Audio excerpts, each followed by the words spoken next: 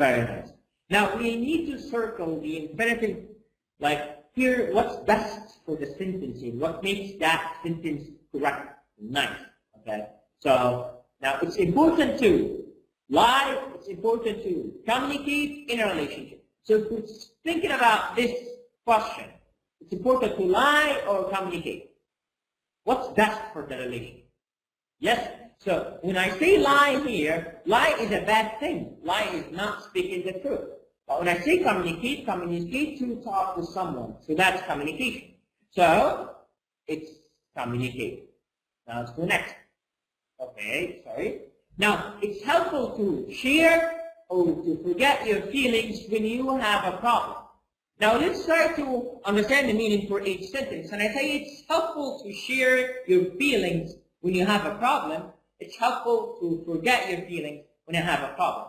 Which one is best for you to do? Yes, to share your feelings. So here it's share. So it's helpful to share your feelings. Now let's move to number 3. It's nice to gossip, or it's nice to think about other people before making decisions. So if I'm going to make a decision, I decide something, so I have to, very nice, I have to think about it. So it's not, it's supposed like to, you're supposed to think about it. Okay? Now, it's a good idea to judge or to meet new people. Very nice. It's a good idea to meet new people, because judging people all over like again and again and again, that will ruin the relationship between you and the other people. Now, it's useful to discuss, to accept problems. So if I have a problem, should I discuss it or I accept it? Correct. The best for the relation, I have to discuss the problem. Now, it's not a good idea to argue. It's not a good idea to compromise with your friends a lot. Very nice. To argue when you talk a lot about things, so like when you argue, it's not a good idea. Now, let's go next.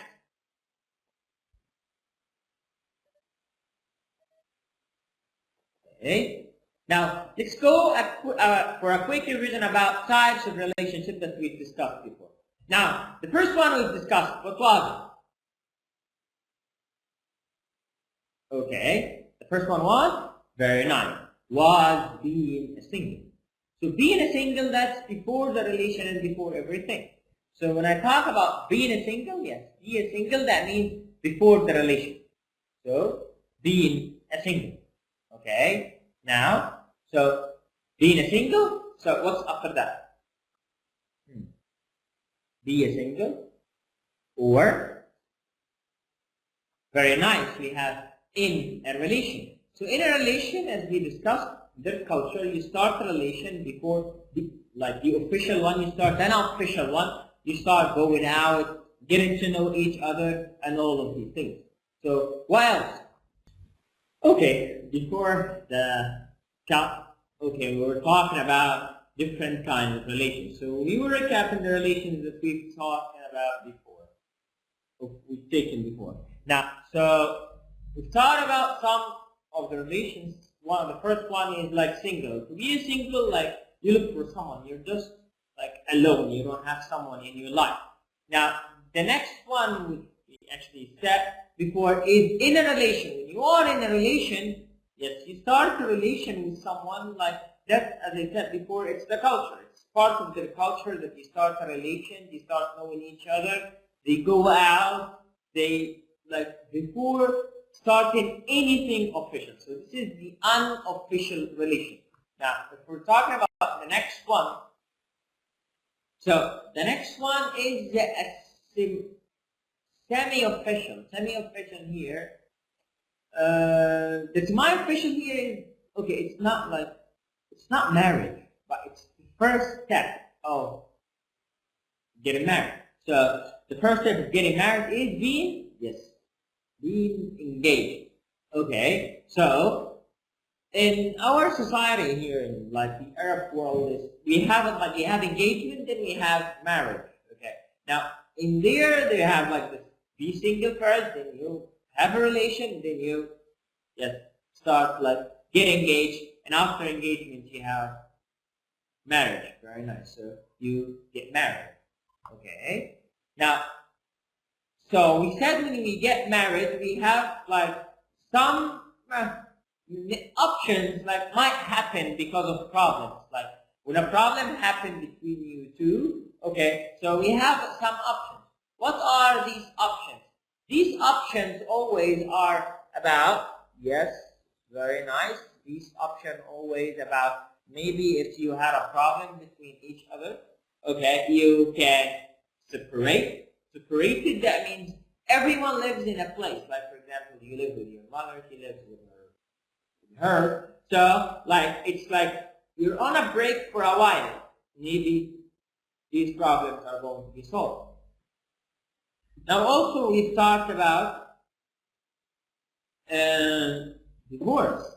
God forbid it. Like if you have like that much of problem cannot be solved, you will actually reach the point that when you get divorced, right? Okay. Now let's wait for it. It's loading. Okay.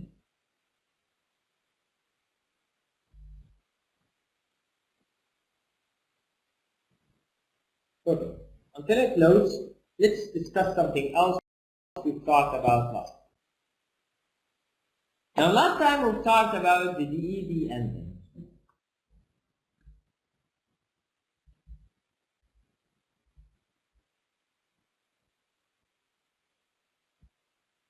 What are DED endings? Okay. We said that DED endings are not always pronounced ED. Sometimes they are pronounced id, sometimes they are pronounced de, sometimes they are pronounced te. And we've talked about the sounds. Now let's write some vocabulary here in the first sound, something like look, so it will be looked, and stop, it will be stop, laugh, it will be laugh. Okay, so you have the ka sound, fa sound, and hat, it will be hat. Okay, then also we have wash, it will be washed, and watch, it will be watched. And to differentiate between those, let's change this into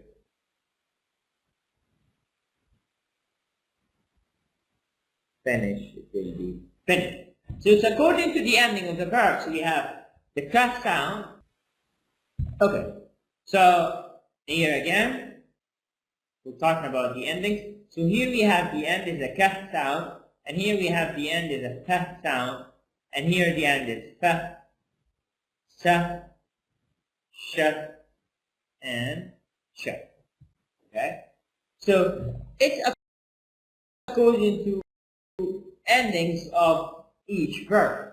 So here automatically actually we change this thing into ta. So we pronounce it into ta. And we said that the ta between backslashes, so here I'm talking about the sound, not the letter. The letter is T, but the sound is ta. Now if we're talking about the one at the end, we have two sounds, or the da and the ta. Something like need, so it will be needed, and something like start, it will be started. So I have the da and the ta sound. Here, when I pronounce it, id. Okay, when I pronounce it, id. Like I have to say needed, started, and so on. Now, if we're talking about the one in the middle, the one in the middle is the d sound. When I say d, just d, okay, something like a word like this.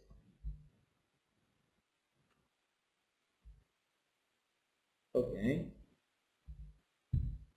Now, something like play, so it will be played. Move, it will be moved.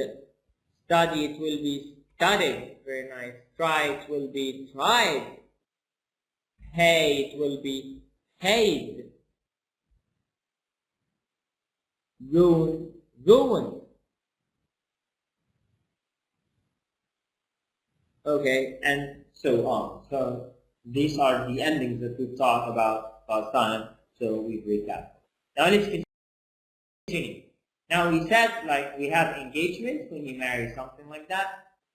Before marriage, when you wear a ring in your hand. Then we have, of course, marriage.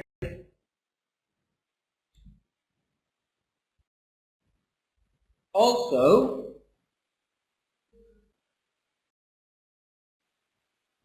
after marriage, we said we have two kinds of things, separation or divorce. So this is like the bad consequences. And let's explain this word, the results for something.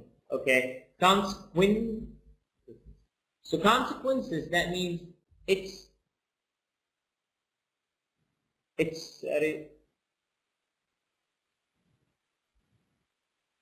okay. It's a result of something. Like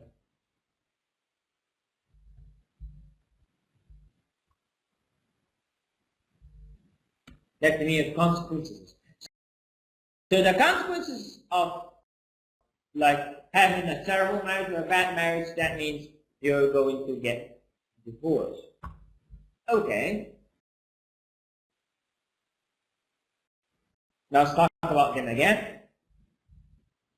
We have a person, he starts a single, then after that in a relation, then after that engaged, then after that married, and after marriage we have divorce, and after divorce we have separation. Now,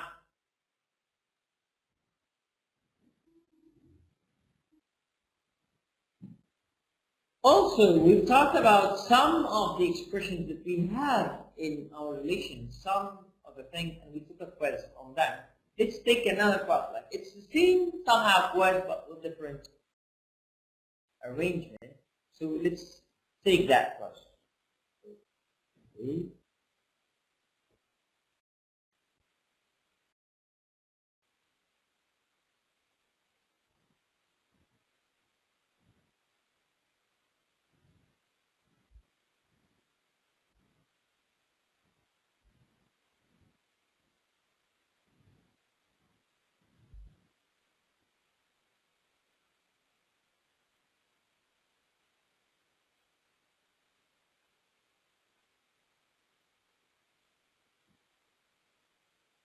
Until it loads, let's watch this end.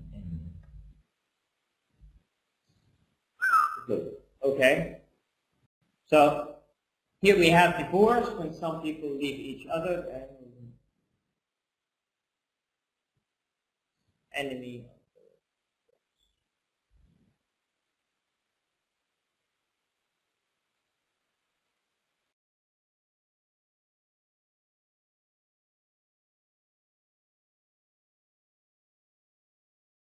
This is the animation cartoon we've watched last time. Let's watch it again. It's about online dating. Let's recap this part and we talk about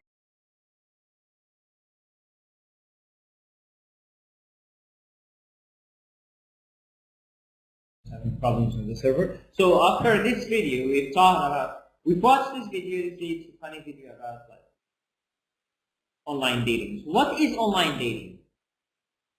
It's online dating when you try to find someone through the internet. Now, long time ago we didn't have like internet, but nowadays it's easy to reach anyone through the internet. So online dating here nowadays is like one of the like popular things. Okay. Now let's try to go to the next thing.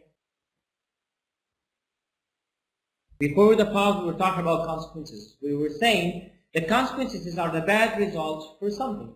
Something might happen, so these are the bad results for anything. So consequences. And we said the consequences of a bad marriage, it can be divorce or separation. Now, these are the consequences. And we talked about some relationships. Also, in level 9, we've talked about some of the music things. We said like some types of music, lots of types. We've talked about some conditional, the first conditional app, and lots of things. And we've talked about success, and we've watched videos about success. Now let's watch one video. It's called The Key of Success. Then we will discuss what was inside the video.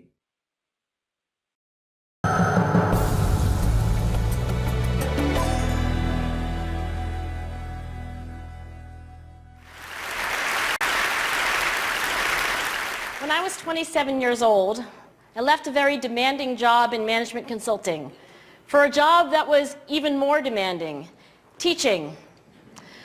I went to teach 7th graders math in the New York City public schools. And like any teacher, I made quizzes and tests, I gave out homework assignments. When the work came back, I calculated grades. What struck me was that IQ was not the only difference between my best and my worst students. Some of my strongest performers did not have stratospheric IQ scores. Some of my smartest kids weren't doing so well. And that got me thinking. The kinds of things you need to learn in 7th grade math, sure, they're hard. Ratios, decimals, the area of a parallelogram. But these concepts are not impossible. And I was firmly convinced that every one of my students could learn the material if they worked hard and long enough. After several more years of teaching, I came to the conclusion that what we need in education is a much better understanding of students and learning from a motivational perspective, from a psychological perspective. In education, the one thing we know how to measure best is IQ. But what if doing well in school and in life depends on much more than your ability to learn quickly and easily? So I left the classroom and I went to graduate school to become a psychologist. I started studying kids and adults in all kinds of super challenging settings. And in every study, my question was, who is successful here and why? My research team and I went to West Point Military Academy. We tried to predict which cadets would stay in military training and which would drop out. We went to the National Spelling Bee and tried to predict which children would advance farthest in competition. We studied rookie teachers working in really tough neighborhoods, asking which teachers are still going to be here in teaching by the end of the school year. And of those, who will be the most effective at improving learning outcomes for their students? We partnered with private companies asking which of these salespeople is going to keep their jobs and who's going to earn the most money. In all those very different contexts, one characteristic emerged as a significant predictor of success. And it wasn't social intelligence, it wasn't good looks, physical health, and it wasn't IQ. It was grit. Grit is passion and perseverance for very long-term goals. Grit is having stamina. Grit is sticking with your future, day in, day out, not just for the week, not just for the month, but for years, and working really hard to make that future a reality. Grit is living life like it's a marathon, not a sprint. A few years ago, I started studying grit in the Chicago public schools.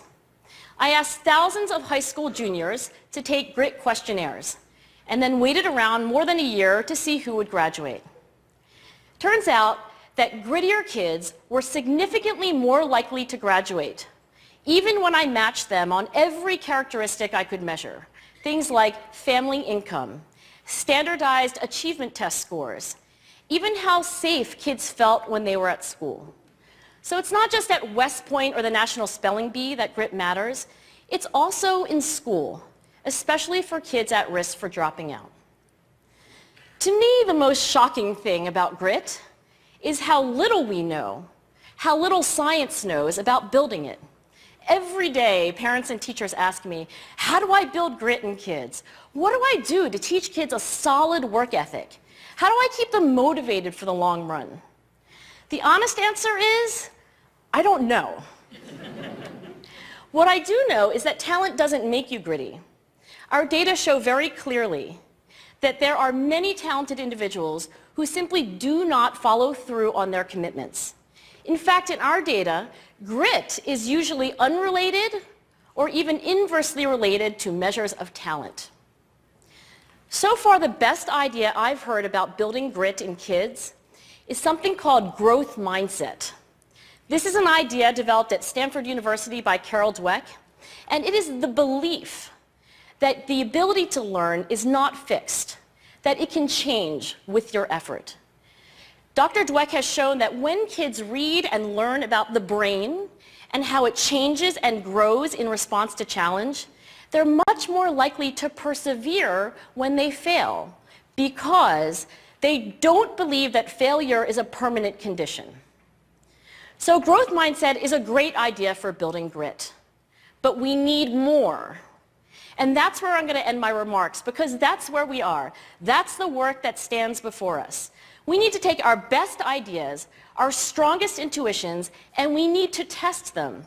We need to measure whether we've been successful, and we have to be willing to fail, to be wrong, to start over again with lessons learned. In other words, we need to be gritty about getting our kids grittier. Thank you.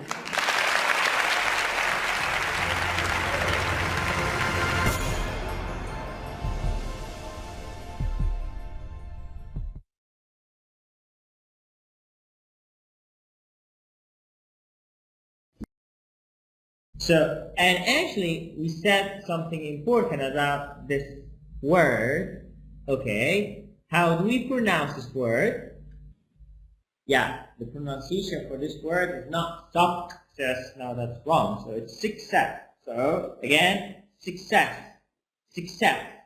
Okay. Now let's watch a famous person talking about something. He's going to talk about like you can say some rules, some things that he uses in his own life. Okay. So let's start with this person talking about. So that's Arnold Schwarzenegger. So like, let's watch. Now, of course, people ask me all the time. They say to me, what is the secret to success? The first rule is trust yourself. But what is most important is that you have to dig deep down and ask yourselves, who do you want to be? Not what, but who. And I'm talking about not what your parents and teachers want you to be, but you. I'm talking about figuring out for yourselves what makes you happy, no matter how crazy it may sound to the people. So rule number one is, of course, trust yourself no matter what anyone else thinks.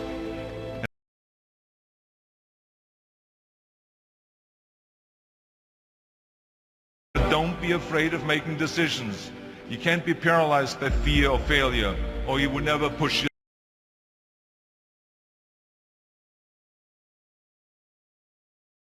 yourself. You keep pushing because you believe in yourself and in your vision. And you know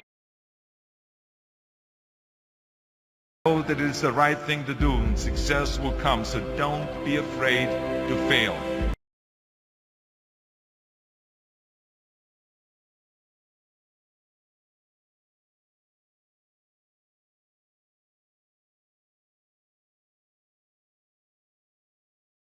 Which brings me to rule number 4, which is don't listen to the naysayers. I mean, how many times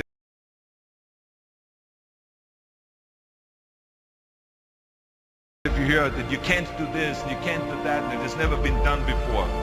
As a matter of fact, I love it when someone says that no one has ever done this before, because then when I do it, that means that I'm the first one that has done it. So pay no attention to the people that say it can't be done.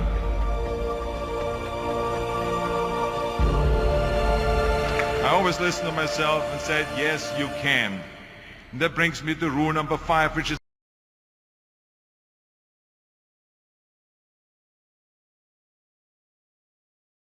the most important rule of all. Work your butt off. Now, if I always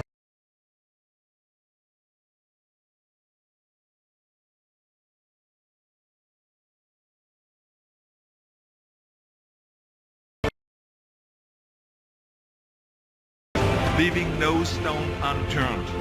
Muhammad Ali, one of my great heroes, had a great line in the 70s when he was asked, how many sit-ups do you do? He said, I don't count my sit-ups. I only start counting when it starts hurting, when I feel pain.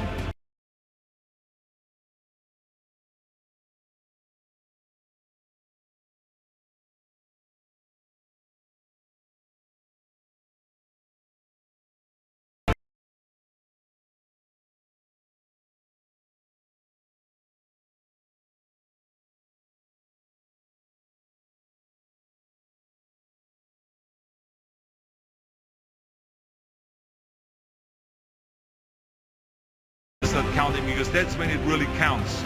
That's what makes you a champion. That's the way it is with everything. No pain, no gain.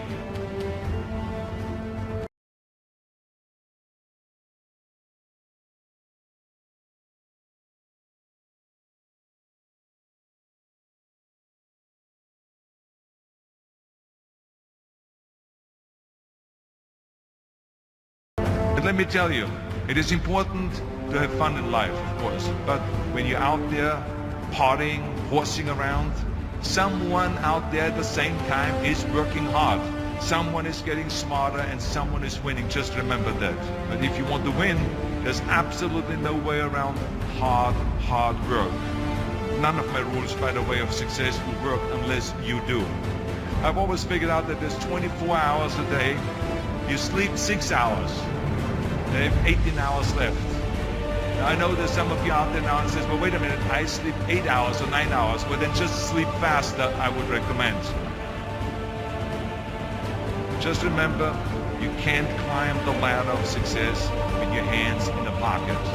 And that takes me to rule number 6, which is a very important rule. It's about giving back. Whatever path that you take in your lives, you must always find time to give something back. Something back to your community, give something back to your state or to your country.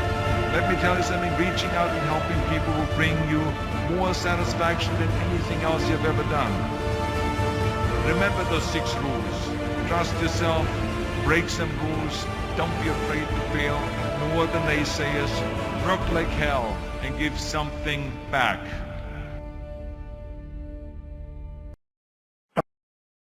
Success. He was talking about the rules for success. Lots of things. He said lots of things about rules for success and how to succeed and all of these things.